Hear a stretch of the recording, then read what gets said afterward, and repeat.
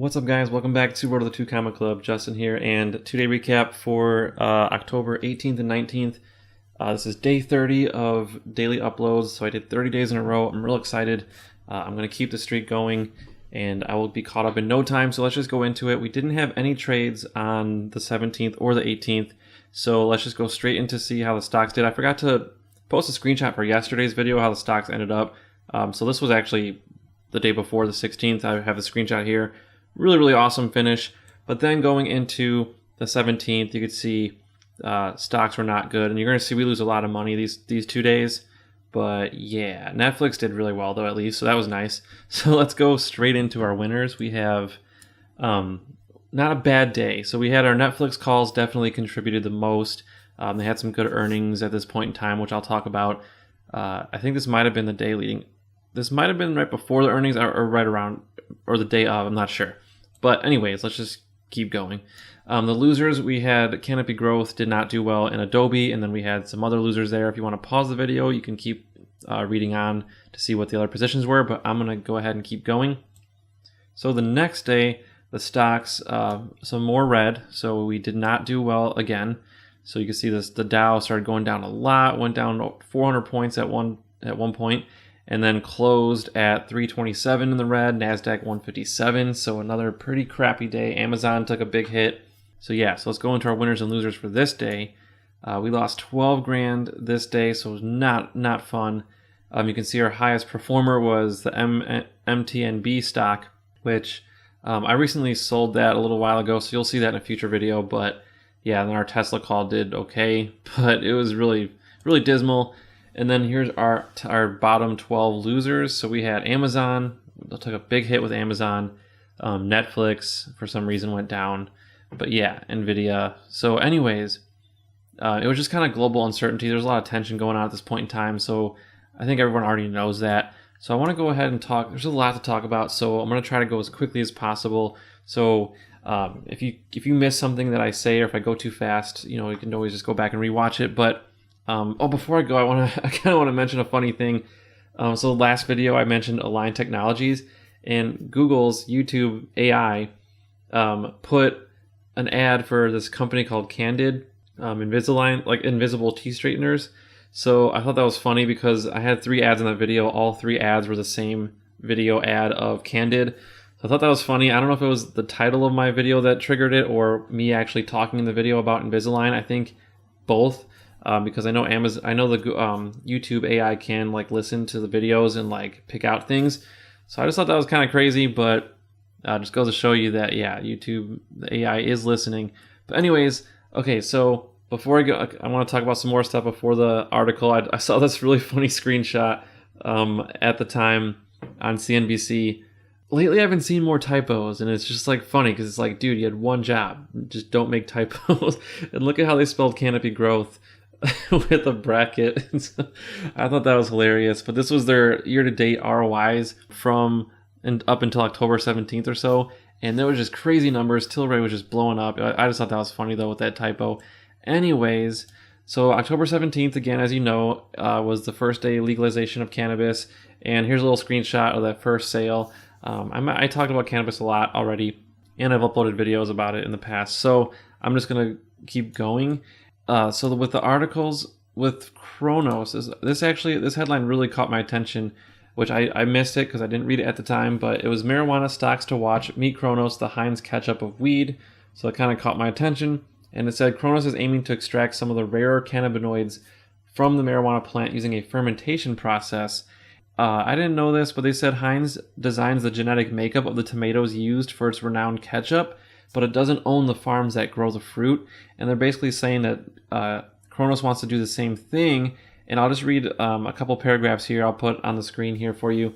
It says, a theory says that marijuana plants are valuable because they produce cannabinoids, which we've talked about. The most common are THC and CBD.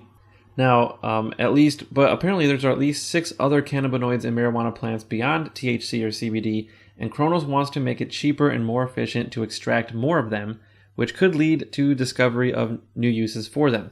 While many analysts and investors are currently modeling the cost per gram of pot, Gorenstein believes the future lies in modeling the cost of the cannabinoid itself. And this article goes on, and I don't want to read all of it because it'll be probably complicated and I might not do it justice. So I'll link in the description if you do want to read more about that. I do think that's very interesting, and I do think there's a lot of growth potential just in cannabis in general, but especially with Cronos and like Canopy, like all those companies that are really pushing the envelope. I think they're going to do very well, and I'm really still bullish on cannabis. Speaking of that, let's go to this article. Shopify says day one demand for cannabis in Canada outpacing estimates. Now, this guy that was being interviewed from Shopify said that in the first 12 hours, they had 1 million visitors to their websites and over 100,000 sales. And that was just amazing. He said this was like, this was similar to Black Friday in terms of volume and stuff like that. I thought that was awesome. And I'm sure the demand is still very much alive because it's one of those products where you buy it, you use it, you run out, you get to buy more. So it's one of those products that keep getting bought, and I don't think the demand's going to go down anytime soon, if at all. I really don't think it's going to go down at all. So let's just keep moving, and let's go into a couple just general articles. This one about Kramer, he mentioned how he likes Amazon and Apple. No, he likes Alphabet and Amazon, and he still likes Netflix. And he mentioned some really good things. Basically, I'll try to summarize it as quickly as I can. But basically, they were oversold. Amazon was oversold. He said Alphabet is very, very undervalued. And he also says Netflix pretty much has no competition. And so he really liked all three of those. I still like all three. I'm kind of pissed because I sold Netflix recently and they had a really good day, which will tie me into the next article I want to talk about. So Netflix, at this point in time, reported earnings. They did well, got more subscribers. This one bear said that this price is still overvalued. But basically they were saying that in order for them to get a more better valuation, they need to get more subscribers or raise prices or both. And as of today, January 15th, 2019, they did raise prices. And so their stock went up a ton. And here's a screenshot of their new prices. So the basic package is now $1 more expensive. The standard package, which is their most popular, is now $2 more expensive. And I believe in the premium package is also $2 more expensive. But still, I think it's very cheap for this service given what you get from it. And so I personally have no problem paying the new prices. I don't think a lot of other people have any problem with that. So yeah, Netflix did raise prices, and they said it was their biggest price increase in their history. But I still find that service very cheap. Okay, lastly, let's just go into Tesla. Oh no, Goldman Sachs. So the Goldman CEO Solomon says part of October's market sell-off was driven by programmatic trading. And again, I don't like algorithm trading. I believe it makes the volatility go like this to this because it just triggers more sells, and they sell a lot of shares, and I think it just kind of exacerbates the problem. So I personally don't like it. But really, what am I going to do? I can't do anything about it. I just think it sucks. But so just something to keep in mind, though. It doesn't, just because it's a sell, like a fast sell in one day, it doesn't mean that all the people are agreeing that they should sell. A lot of it could just be the computers doing it, and it could be like a overreaction. And so that's just my personal take on it. I'm not a financial advisor, obviously, but yeah. Anyways, at this point in time, let's go to the last articles. Tesla announced a lower cost mid-range Model 3 via Twitter.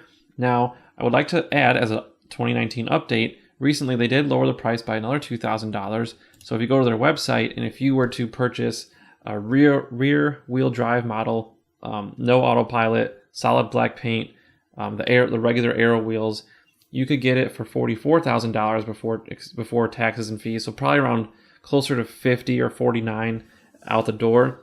And I think they're making progress on lowering the price, and they're trying to get it lower and lower. And so that's exciting. I think they're making some good progress there. I mean, $2,000 is a lot of money to just lower it, and they're going to try to keep lowering it. And so I think that's awesome. And I think that's it. I must have covered everything. On the Now You Know, one of the recent Now You Know videos for Tesla Time News, they show that you can actually track ships in real time. So the ship that's carrying all those Model 3s that I talked about in a prior video to Europe and Asia, you can actually track where that ship is. I think that's really cool. And so yeah, I thought that was awesome. I'll link in the description below for that video as well. I got a lot of editing to do, so I'm going to just wrap it up. So if you guys like this video, please hit that like button and subscribe if you haven't already. I hope I didn't leave anything out, but I'm going to be making another video tomorrow. So thank you guys again so much for watching. Shout out again to people hitting that like button, people subscribing, my patrons. It means so much to me that you guys are still with me. And so I hope you guys have a great night, and we will see you tomorrow. Hey guys, thanks again for checking out this video. If you want another way to support the channel, please check out that Patreon link up there at the top. You get access to my private Discord server where we chat about different companies we're looking at investing in. I also post my current trades in real time, as well as news headlines with little mini summaries. And you can also get discounts on any merchandise that we sell, like a shirt like this, for example. And if you want to just subscribe to the channel, I would appreciate that as well. You can just click that black logo there at the bottom. Thanks again for watching, and we'll see you in the next one.